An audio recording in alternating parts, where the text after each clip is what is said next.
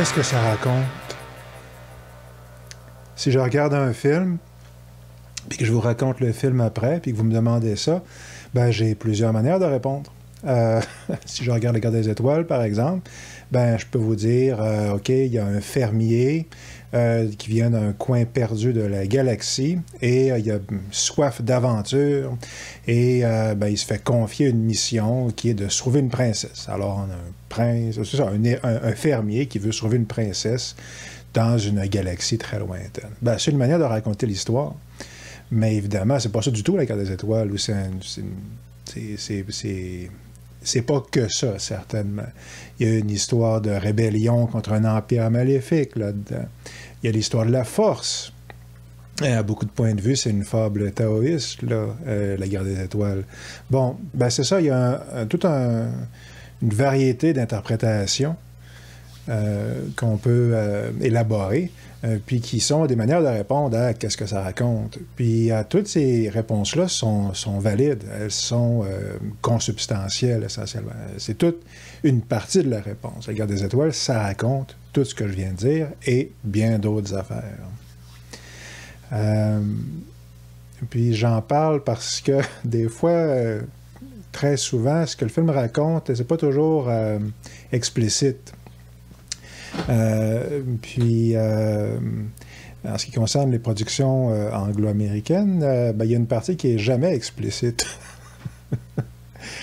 Laquelle, à votre avis? Puis à quel point est-ce qu'il faut commencer à en parler, en fait? Quand est-ce qu'il devient important de le mentionner? Ben, c'est maintenant qu'il faut commencer à en parler. Puis le prétexte aujourd'hui à pourquoi c'est bon, mais je vais quand même pas trop m'éterniser sur ce que je viens de mentionner, mais c'est le temps de commencer à en parler. Ben, le prétexte aujourd'hui à pourquoi c'est bon, c'est The Mole People. Un film j'ai oublié de noter l'année 50, là je l'écrirai en bas. Puis c'est un film de Virgil Vogel, dont on a vu le nom récemment parce qu'il a fait The Land Unknown, dont j'ai parlé il y a quelques épisodes. Là. Puis The Mole People, ben, c'est une sorte de semi-classique. Là. C'est assez classique pour que il y a un bonhomme de la série Mego, là, les bonhommes les figurines, là. Donc, ils ont une collection film de science-fiction des années 50 avec The Fly et tout ça. Puis, ils ont un bonhomme, The Mole People. Donc, c'est assez classique pour ça. Puis, ça raconte l'histoire d'une expédition au pôle Nord, je pense. Ils sont à la recherche d'une cité perdue, en gros. Puis, ils la trouvent. Évidemment, il y a une sorte d'éboulement. Il y a un accident, puis ils se trouvent à être obligés d'explorer des cavernes au pôle Nord ou dans les montagnes, quelque part. Un endroit où il fait très froid, n'est-ce pas? Et ils trouvent, un peu comme dans Jules Verne, ils trouvent au centre de la Terre un continent perdu. Et dans ce continent perdu-là, ils trouvent essentiellement les restants de l'Atlantide. L'expédition, c'est principalement des Américains, puis ils rencontrent une société très ancienne, avec un roi qui est sévère mais juste, qui est secondé par un prêtre qui lui donne des conseils malhonnêtes pour le manipuler parce qu'il veut conserver son pouvoir, n'est-ce pas? Et il y a une race de troglodytes, une sorte de race de monstres mutants dégénérés ou quelque chose comme ça. C'est les fameux Mole People, les hommes taupes, qui se promènent en creusant dans la terre. Et c'est ça, ils vont plus ou moins... C'est des monstres, mais ils sont plus ou moins opprimés en même temps. Bon. Et il y a des sacrifices humains, évidemment, dans cette société-là. Et éventuellement, nos deux héros, nos deux héros principaux, là, étant scandalisés là, par l'esclavage, n'est-ce pas, qui prévaut, les sacrifices humains là, qui prévaut dans cette société-là, ben, ils sont plus ou moins obligés de participer à une révolte. Et finalement, ben, la société, le bien triomphe dans la mesure où ils anéantissent la culture en question. Tout le monde meurt plus ou moins. En tout cas, le roi meurt, puis l'ancienne société est plus ou moins détruite dans ce conflit apocalyptique entre les hommes taupes et puis les survivants de l'Atlantide, essentiellement. Et puis, bon, c'est ça. Les restants de l'expédition remontent à la surface, et puis la porte de la caverne s'effondre. Ils ne pourront plus jamais y retourner, mais bon, voilà, ils retournent en Occident, mais voilà. Bon. Ils s'en sortent, ils se sauvent, puis ils reviennent à la civilisation. Bon. Comme d'habitude, je vais commencer par dire pourquoi c'est bon, parce que c'est bon, hein, c'est super bon, The Mole People, j'ai adoré ça, en fait. Mais c'est aussi un film qui nous explique pourquoi les Américains sont bons. Puis pourquoi ils sont bons, bien, vous venez de l'entendre. Voilà, fait que je vais y revenir dans un instant, mais qu'est-ce que ça raconte? Ben, ça raconte bien des choses, mais ça raconte fondamentalement que les Américains sont bons. C'est ça que ça raconte. Puis ça, c'est la partie qu'on n'est jamais supposé dire, que tous ces films-là sont tout le temps en train de raconter ça.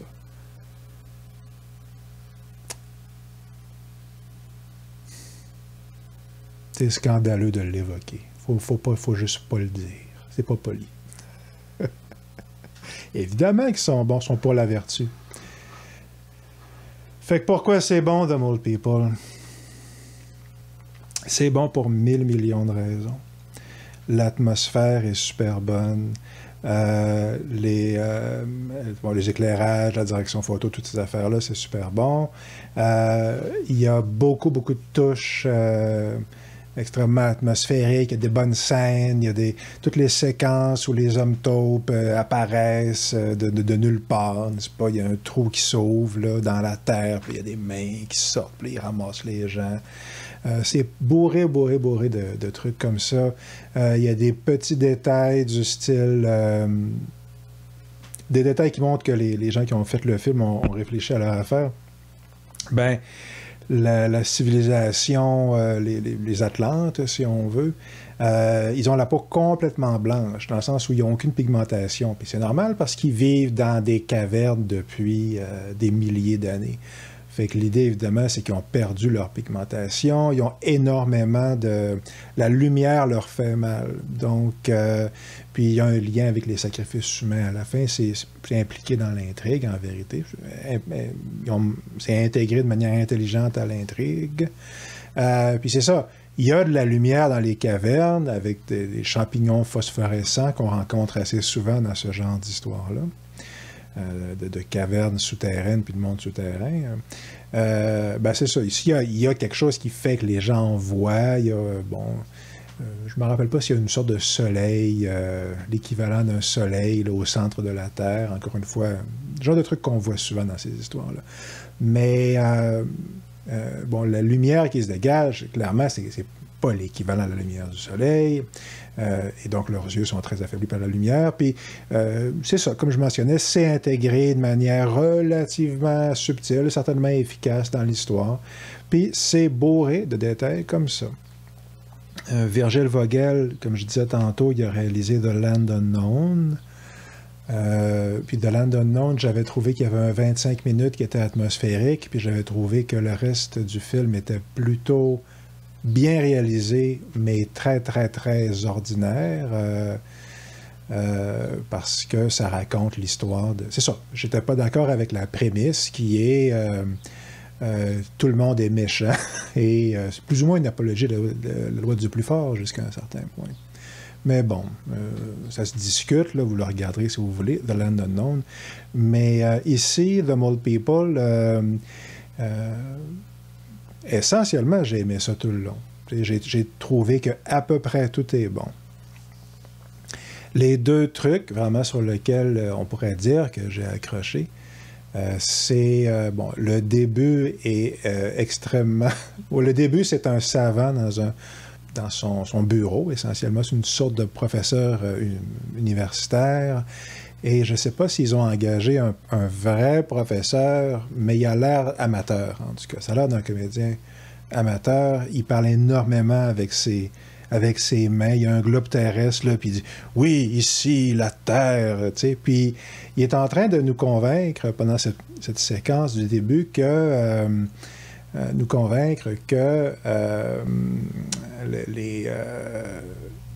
donc, ce fameux professeur universitaire est en train d'essayer de nous convaincre qu'il est tout à fait scientifique de croire ou de présumer que la Terre est creuse, n'est-ce pas? Et qu'il y a des tonnes de sources qui peuvent laisser croire que c'est une hypothèse scientifique sérieuse. En archéologie, nous explique-t-il, tout est possible.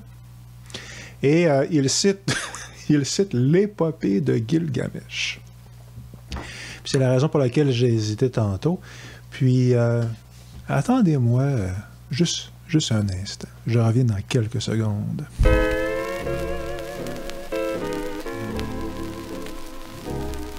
Bon, ça fait que je suis allé lire l'épopée de Gilgamesh. J'ai ça ici dans les mythes de Mésopotamie, dans l'édition Oxford. Et il y a 2 versions là-dedans de l'épopée de Gilgamesh que je n'avais jamais lu. Et je suis pas mal certain, basé là-dessus, que c'est pas un vrai professeur d'université dans le film. On va dire ça comme ça. Il n'y a pas de monde souterrain avec des restants de l'Atlantide dans l'épopée de Gilgamesh.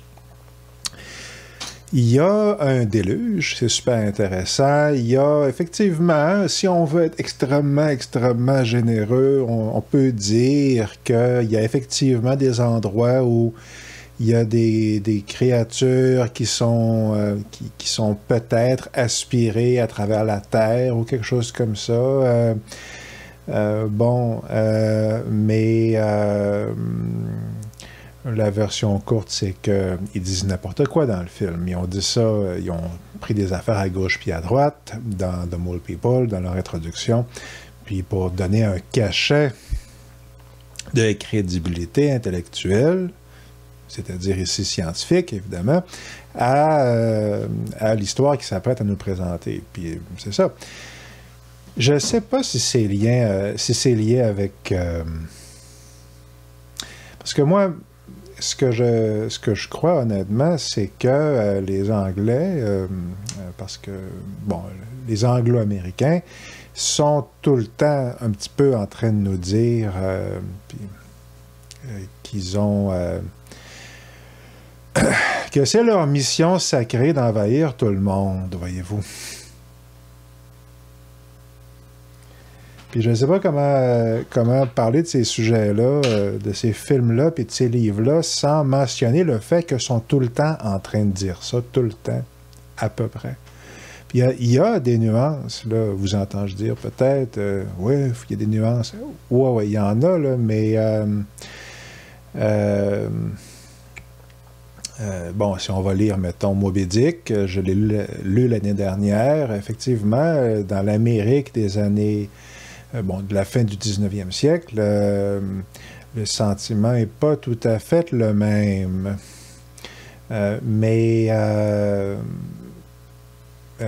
Puis si on lit Cormac McCarthy, j'en ai lu un de ses romans, j'ai lu All the Pretty Horses.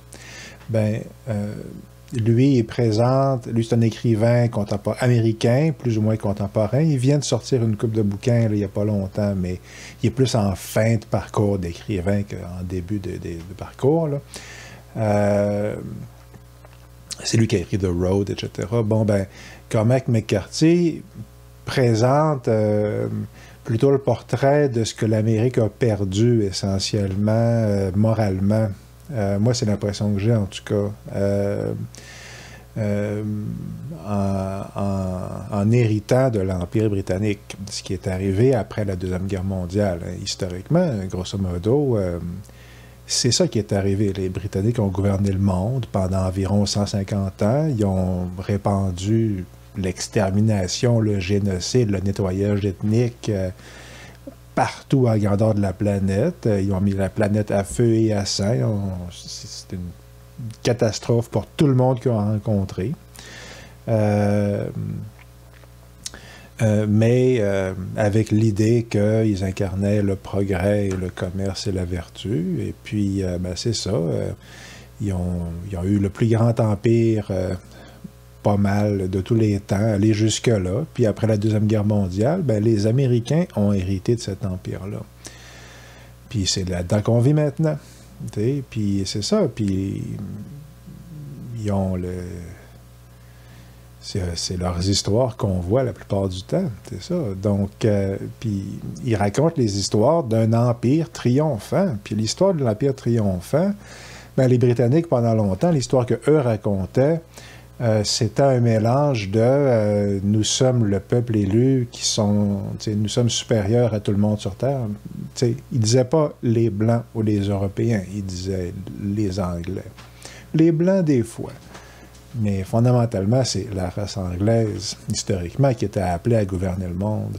Mais il y avait aussi en même temps le message de, c'est ça, d'accueillir les réfugiés, etc. Les réfugiés qu'eux créaient, évidemment, mais c'est ça. Karl Marx, il est allé se réfugier à Londres, hein, c'est là qu'il restait.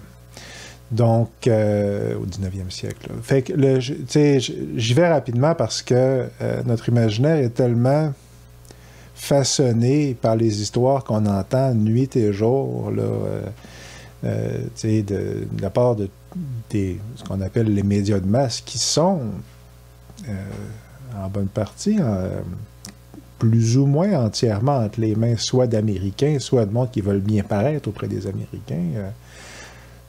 Encore une fois, je fais des raccourcis, mais c'est ça que c'est, là. C'est pas de la polémique, c'est ça que c'est eux autres qui mènent. Ceux qui mènent pas, ils se font rentrer dedans ou massacrer. Le mieux qu'ils peuvent espérer, c'est être ignorés ou être représenter le méchant dans les films américains. C'est embêtant parce qu'on n'a jamais... faut tout le temps tourner autour du pot, il ne faut jamais mentionner que c'est ça qui se passe tout le temps dans leurs livres, puis dans leurs films, puis c'est ça, tu sais. Bon. Puis ils sont de mauvaise foi. Voilà, je l'ai dit. Hein, les Anglo-Américains sont bien gentils, mais les Anglais, si vous voulez, sont de mauvaise foi. Voilà. OK. C'est pas parce qu'ils sont méchants, mais...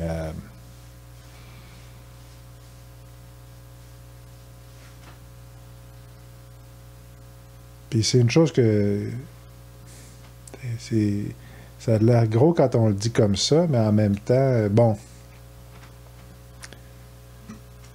Sur quoi je me base pour dire ça?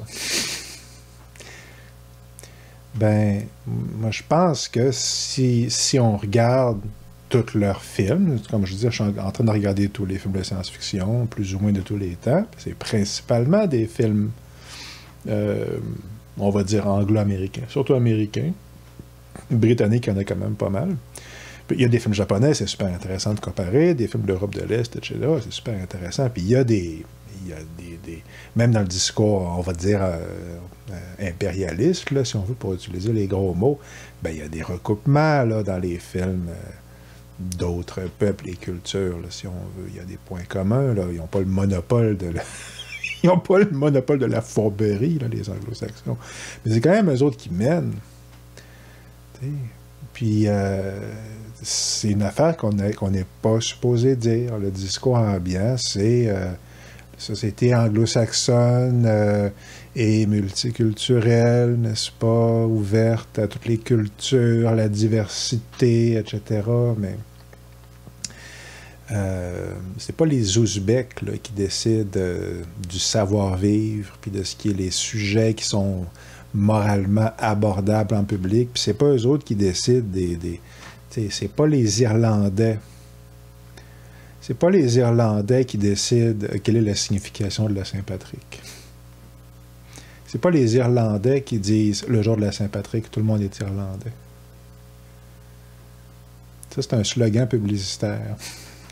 Qui sont diffusés par des compagnies qui ne sont pas des compagnies irlandaises. Okay. Quand il y a la journée de la Saint-Patrick, on nous dit ça, tout le monde est irlandais pour encourager monsieur, madame, tout le monde. Bon, les Irlandais, ils ont été génocidés par les Britanniques au 19e siècle. Les Britanniques ont mis en place ils ont envahi les Irlandais après des centenaires de guerre, puis ils ont fini par les envahir, puis ils ont mis en place, ils les ont affamés, essentiellement. Ils ont machiné une famille qui a duré pendant 20 ans. Il y a une chanson de Sinéad O'Connor, apparemment, qui parle de ça. Ils ont génocidé, c'est juste qu'ils ont présenté ça d'une manière où est-ce que... ils n'appellent pas ça comme ça. Ils ont juste enlevé toute la nourriture, puis ils ont fait qu'il n'y avait rien à manger, puis qu'ils ne pouvaient pas rien manger. Ça fait que... Mais bon. Fait que... c'est ça, puis aller voir... en tout cas, une fois, je ne m'étendrai pas là-dessus, mais parce que là, je vais revenir à l'histoire qui est racontée ici, mais... Tu sais, quand la reine Victoria gagne contre... quand l'Empire britannique gagne contre, mettons, Napoléon Bonaparte, c'est le même État, là. Okay? Puis qu'ils disent « Ah, Napoléon Bonaparte, ce tyran, n'est-ce pas? » Ben, à ce moment-là, ils ont déjà envahi la Nouvelle-France, c'est nous autres, okay? Où ils ont mis en place un système de nettoyage ethnique, là, qui dure à ce jour. Hein? Ils ont génocidé les Amérindiens.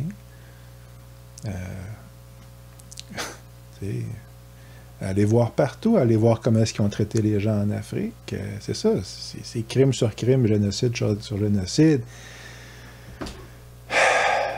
Mais voici un film de 1956, j'ai vérifié l'année tantôt.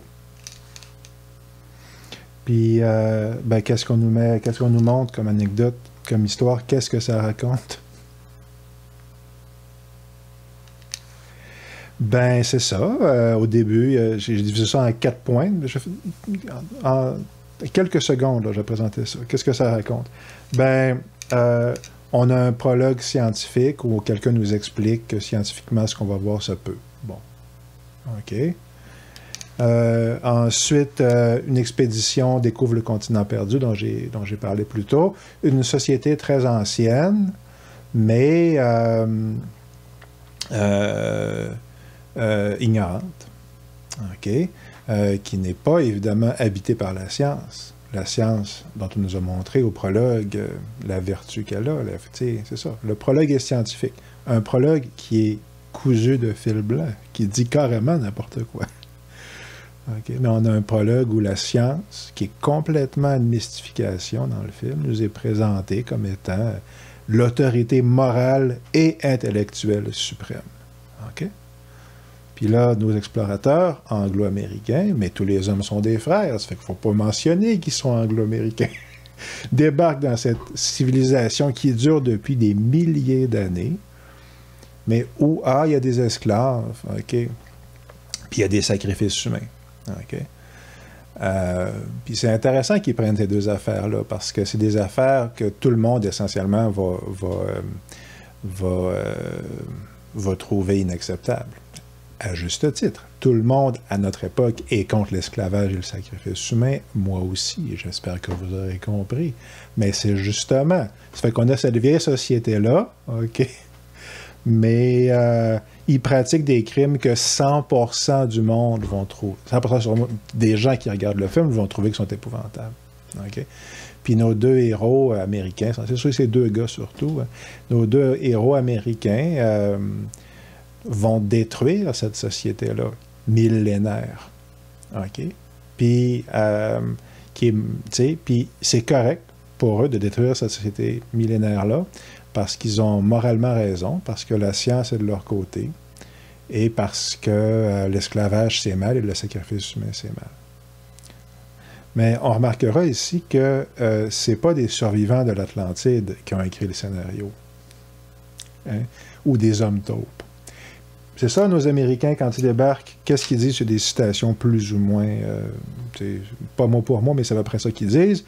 Alors, nous voulons vous aider, disent les Américains. Puis là, quelqu'un qui est la voix de la sagesse chez les Atlantes, répond « Oui, l'étranger est notre ami. Il faut écouter l'étranger avec son discours scientifique, n'est-ce pas?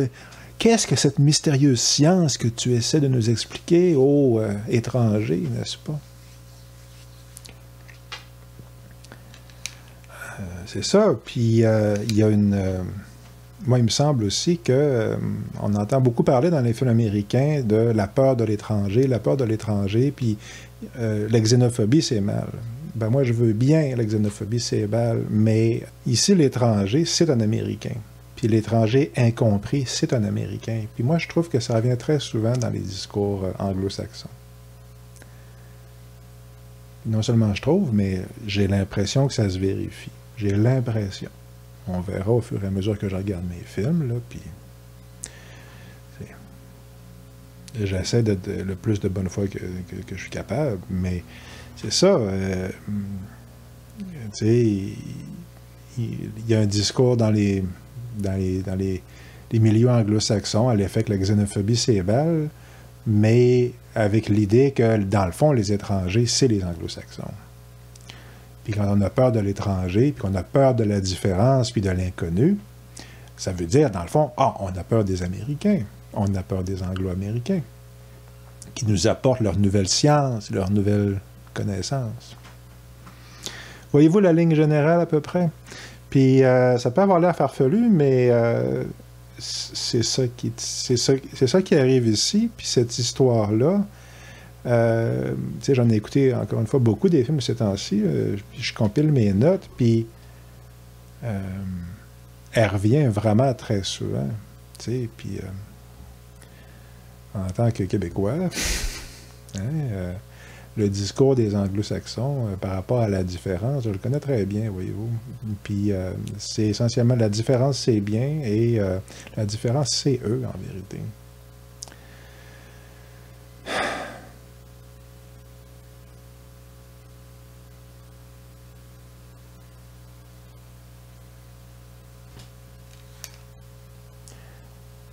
Le méchant prêtre, le bon roi. Donc, la vieille sagesse, les vieilles connaissances sont forcément basées sur le mensonge et la malhonnêteté et la manipulation. Ça, c'est le prêtre. Okay. Puis c'est lié aussi avec la modernité. C'est lié aussi avec le fait qu'à l'époque moderne, depuis la révolution industrielle, puis la Glorious Revolution en Angleterre, etc., ben c'est ça, c'est la classe marchande qui prend le pouvoir. Je mentionne relativement régulièrement que dans les sociétés indo-européennes, selon l'hypothèse largement étoffée de Georges Dumézil, ben dans les sociétés indo-européennes, comme la plupart des sociétés occidentales, la civilisation est divisée en 3 castes, essentiellement 3 grandes catégories. Tu as les prêtres, les guerriers, puis les autres. Puis les autres, c'est entre autres les fermiers, les agriculteurs, puis ultimement, ultimement, la classe économique. OK? Donc, c'est ça. Puis, il y en aurait très long à dire, puis c'est important d'en parler, mais pour tout de suite, disons que c'est ça. Là, ce qu'on a aujourd'hui, c'est quand on a un prêtre maléfique qui influence le roi, qui manipule le roi, OK? Ben, ce qu'on a, c'est une démonstration idéologique, OK? À mon avis, là, OK?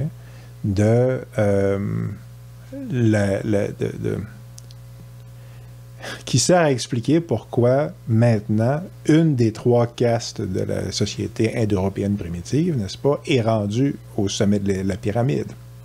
OK? Pourquoi est-ce que maintenant c'est la classe économique qui gouverne? OK? Pourquoi est-ce que c'est eux qui ont l'oreille du roi? Okay. Pourquoi est-ce que bien souvent c'est eux autres qui sont sur le trône? Ou pourquoi est-ce que le trône leur obéit à eux? Ben c'est ça. Puis ces films-là, en bonne partie, ou dans le discours anglo-américain, c'est beaucoup ça qu'ils présentent. Puis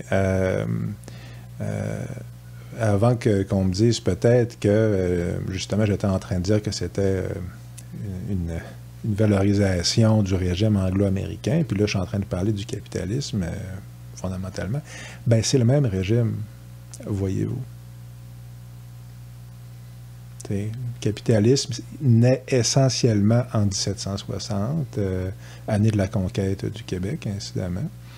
Mais allez regarder les trajectoires puis les courbes, le moment, à partir du moment où on rentre dans l'époque capitaliste en tant que telle, il y a une période de quelques décennies ou de flottement au niveau de la puissance économique et politique et militaire mondiale. Mais très rapidement, c'est d'abord l'Angleterre qui s'installe, puis ensuite, c'est ça, les États-Unis. Donc, depuis que le capitalisme existe, c'est ça, il y a eu deux puissances dominantes que je viens de nommer. En Occident, en Orient, on peut dire l'URSS et tout ça, mais sujet pour un autre jour. Ça pour dire que c'est ça, ici, puis finir mon exposé, entre guillemets, de quelques secondes que j'avais dit. Mais c'est ça, qu'est-ce qu'on a dans le film? Les Américains expliquent l'amour, carrément, hein, parce qu'ils sont dans cette société millénaire, puis là, je me rappelle pas, il y a une servante, ou je sais pas trop quoi, ou je me rappelle pas c'est qui. Mais qu'est-ce que c'est l'amour étranger? Parce qu'ils ne savent pas c'est quoi eux autres.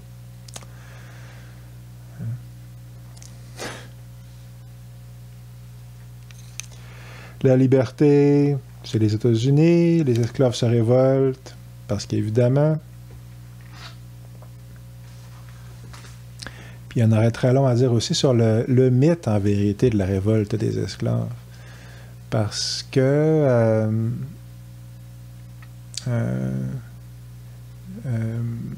premièrement, ça arrive pratiquement jamais. Dans la vraie vie, c'est pratiquement jamais arrivé. Il y a eu la Révolution française, puis la Révolution soviétique, grosso modo. Puis, encore une fois, il y a des nuances, mais on a l'idée qu'un peuple opprimé finit par se révolter et briser ses chaînes. Puis, allons voir historiquement, c'est pratiquement jamais le cas. C'est pratiquement jamais arrivé dans l'histoire de l'humanité. Dans les films anglo-américains, comme ici, très souvent, on nous présente, c'est ça, un peuple opprimé selon les paramètres mis de l'avant par notre narrateur anglo-saxon, mais on nous présente un peuple opprimé qui finit par se révolter inévitablement. On a ça là-dedans, mais on a ça dans un paquet de films, le fameux Beyond the Time Barrier ou The Time Travelers, tous des films que j'ai mentionnés récemment. Il y en a beaucoup d'autres. Mais c'est ça, donc à en croire ces films-là, à toutes les fois qu'il y a une révolte populaire, les Américains sont pour, ou les Britanniques sont pour, certainement les Américains. Allez voir dans la vraie vie, qu'est-ce qui arrive quand il y a une révolte populaire. Qu'est-ce qui est arrivé au 20e siècle? Mettons en Amérique latine. Ou donc même en Europe, en Grèce. En Grèce en 1947. Là. Qu'est-ce qui arrive quand il y a une révolte, entre guillemets, populaire? Puis que la révolte est, comme c'est généralement le cas, parce que la puissance dominante, c'est les Anglo-Américains. Ça fait que souvent, la révolte est contre eux autres. Bon, est-ce que ça finit bien ou ça finit pas bien pour les révoltés? Comment est-ce qu'ils se font traiter dans les années où ce film-là est sorti, là? Bon. Fait que c'est embêtant quand on aborde ces sujets-là, parce que premièrement, c'est très facile d'avoir l'air hystérique, puis c'est difficile parce qu'on se bat contre une trame narrative collective qui a été bâtie par des dizaines et des dizaines d'années, voire même plus que ça, d'histoires comme celle du film d'aujourd'hui. Ça fait... Bon, le film, c'est environ, grosso modo, 100-200 ans qu'on se fait compter l'histoire constante de... c'est ça, que celle que je viens de compter, où est-ce que le maître est bon, puis il règne, il règne, mais c'est l'ordre naturel des choses. Il n'y a pas de règne, en fait. Il n'y a pas d'empire anglo-américain, en fait. C'est juste... Ils ont des bases militaires partout, mais c'est juste normal. C'est leur argent qu'on utilise, puis c'est l'étalon économique mondial, mais c'est juste normal. Leur langue est la langue de la science, du progrès, hein, de l'entente entre les peuples, la langue de la culture, etc., etc., etc., etc. Si on refuse de parler anglais, c'est forcément parce qu'on est un plouc, là. C'est forcément parce qu'on a le cœur fermé face à la diversité ou l'ouverture, là. C'est pas parce qu'il domine personne. Ça n'existe pas, la domination, dans le monde anglo-saxon. Tant que tu l'acceptes. Puis c'est ça.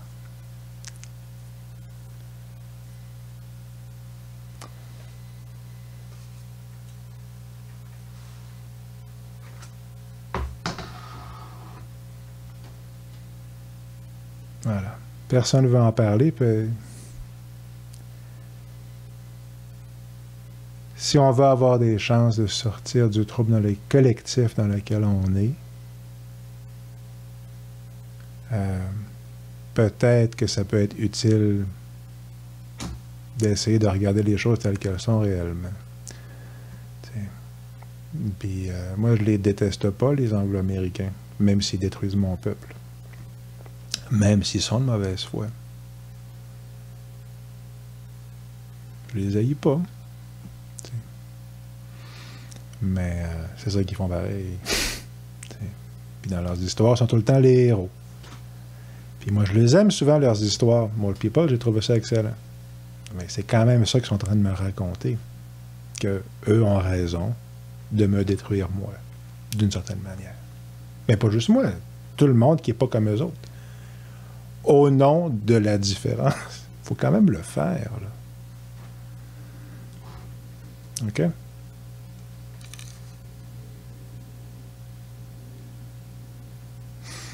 Fait que ma recommandation pour aujourd'hui, c'est un autre film qui raconte à peu près la même histoire, sur lequel on pourrait probablement dire à peu près les mêmes choses. Quoique c'est un film d'avant avant la Deuxième Guerre mondiale, puis on voit clairement quand on compare les deux, on peut voir facilement quand on regarde plusieurs films des années 30, de science-fiction en particulier, mais années 20, années 30, que c'est pas le même... on la voit, la transition entre la société britannique et la société américaine. C'est entre voilà, un sujet pour un autre jour. Mais fascinant, fascinant, fascinant. Là, voilà. Toujours est-il que ma recommandation, c'est She, de 1935, qui a longtemps été, d'une part, un film... considéré comme extrêmement mauvais, quétaine, tout ce que vous voulez. Puis qui a même carrément été un film perdu pendant longtemps, un film qu'on croyait perdu. Apparemment, il était dans le garage de Buster Keaton qui en avait la seule copie. Fait que c'est grâce à, je pense, Buster Keaton, très bon d'ailleurs, Buster Keaton en passant. Mais c'est grâce à lui si on a encore des copies de ce film-là. Puis il y a une version restaurée qui est sortie en DVD. Puis je l'ai regardé, puis ouais, c'est quétaine par bout, mais c'est vraiment super cool en même temps. Puis qu'est-ce que ça raconte? Ben, exactement la même histoire que celle d'aujourd'hui, quoique dans la version avant la Deuxième Guerre mondiale. Puis, c'est basé sur un roman de H. Rider Haggard, qui a écrit toute une série de films. Il y a plusieurs versions de ce film-là. Puis, essentiellement, c'est ça. Il y a un empire de style Atlantide. Il y a des explorateurs qui trouvent cet empire-là dans les montagnes, ou une affaire de même. Là. Puis, il y a une reine maléfique et immortelle. Et elle tombe en amour avec un des explorateurs. Puis, finalement, elle a la vie éternelle. À cause d'un mystère, une mystérieuse flamme là, qui lui donne, peu importe. Là. Elle a la vie éternelle pour des raisons mystico-mystiques et elle gouverne ce monde, c'est ça, hanté des diluviens essentiellement. Puis, ben à la fin, sa civilisation se fait plus ou moins détruire par les explorateurs. Bon. Mais c'est super cool. Pourquoi j'ai trouvé ça cool? Parce que c'est produit par Merian C. Cooper, donc un des coproducteurs de King Kong. Puis c'est très, très, très... c'est en noir et blanc, mais je suis tenté de dire haut en couleur. C'est une grosse production des années 30, du style où on a des centaines de figurants, des décors qui font 50 mètres de haut. Puis c'est ça, ils mettent en scène une sorte d'Atlantide.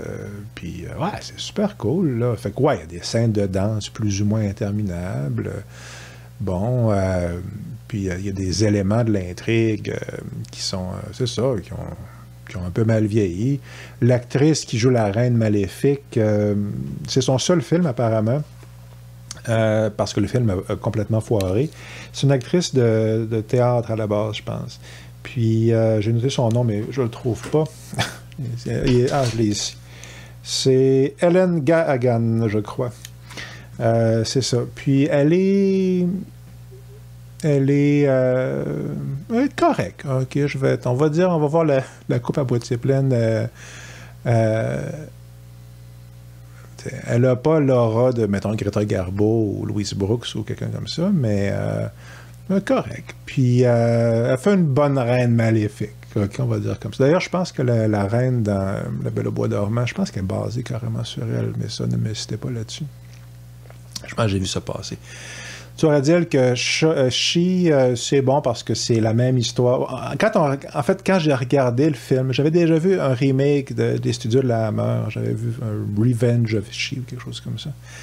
Mais quand on regarde ce film-là, on se rend compte à quel point c'est une histoire que les studios américains ont réutilisé des tonnes de fois. Un peu comme King Kong, là, où est-ce que, tu sais, il y a un monstre, puis le monstre, il tombe en amour avec la fille, puis il kidnappe la fille à la fin. Ça revient tout le temps. Là. Fait que, puis, oui, il se fait ramener. Le monstre se fait capturer, il se fait ramener à New York ou à Londres ou quelque chose comme ça. Puis là, il se choque, puis là, il se libère, puis là, il détruit une partie de la ville. Là. Il se déchaîne. Ben, ça, c'est l'histoire de King Kong. On la voit très, très, très souvent. Là, OK? Ben, l'histoire de She, c'est ça... comme j'ai mentionné tantôt, dans Beyond the Time Barrier, etc., ben c'est en quelque part plus ou moins la même histoire. Certainement les grandes lignes. Il y a beaucoup des grandes lignes qui sont les mêmes. Puis j'ai trouvé ça cool de voir une vieille version, puis une vieille version à grand budget. Puis je me suis amusé. Là. Je veux dire, il faut aimer les films pas muets, mais les films en noir et blanc. Mais... ouais, c'est ça. J'ai passé un bon moment en regardant ce film-là. Puis, à l'époque, vu que le film a perdu de l'argent, tout le monde a dit que c'était mauvais. Mais maintenant qu'on a un peu oublié le film, en vérité, que plus grand monde s'en rappelle, puis on le regarde pour ce qui est réellement dedans. Bon, puis, ben, les affaires qui ont vieilli... c'est ça. Disons que le temps a adouci un peu les côtés rugueux du film.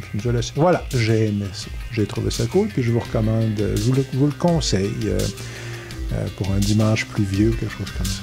Fait que, voilà pour The Mole People de M. Vogel, Virgil Vogel de 1956. Fait que, pourquoi c'est bon? Malgré tout ce que j'ai pu dire... sur l'Empire. Pourquoi c'est bon de Mole People? C'est bon parce que c'est rempli de bonnes idées et puis parce que c'est super atmosphérique.